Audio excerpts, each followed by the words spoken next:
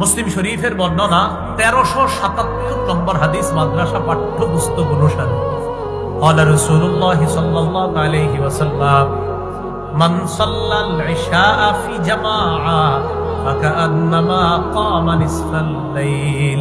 নবীজি বলেন, কেউ যদি এশার নামাজ জামাতে পড়ে, আজকে এশার নামাজ যারা যারা জামাতে পড়েছেন আপনারা, নবীজি বলেন এশার নামাজ জামাতে বইরা ঘুমায়া গেছে, বাস ঘুমায়া গেলেও আমার ওই উম্মতকে অর্ধেক রাত দাঁড়িয়ে দাঁড়িয়ে ইবাদত করলে যে সওয়াব, আমার উম্মত এশা জামাতে পড়ে ঘুমিয়ে যাওয়ার কারণে দাঁড়িয়ে দাঁড়িয়ে ইবাদত করলে অর্ধেক রাতের ইবাদতে যে সওয়াব পাওয়া যাবে, এই অর্ধ রাত ইবাদতের সওয়াব আল্লাহ তাকে দিয়ে দিবেন। আপনি তো ঘুমায় রয়েছেন, এখন আপনি ঘুম থেকে উঠে কোন নামাজ?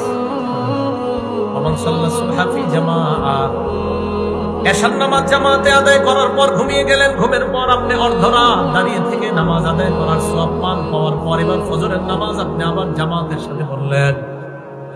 নবীজি বলেন, ফজরের নামাজ তুমি জামাতের সাথে পড়লা, ফাকাআন্নামা সাল্লা সুবহা ফাকাআন্নামা সাল্লাল লাইলা কুল্লাহ। আমার উম্মত যদি ফজরের নামাজ জামাতের সাথে আদায় করে, কেমন যেন সারা রাত নামাজ আদায় করলো, এই সওয়াব আল্লাহ তাকে দিয়ে দেয়। এশার নামাজ জামাতে পড়ে ঘুমিয়ে গেলেন, অর্ধেক রাত ইবাদতের সওয়াব। ফজরের নামাজ উইঠা জামাতের সাথে পড়লেন, দেখেন তাকায়া, এ হলো এশা জামাতে পড়লেন, এ হলো ফজর জামাতে পড়লেন, মাঝের সময়টা আপনি ঘুমিয়েছিলেন। নবী বলেন এশা জামাত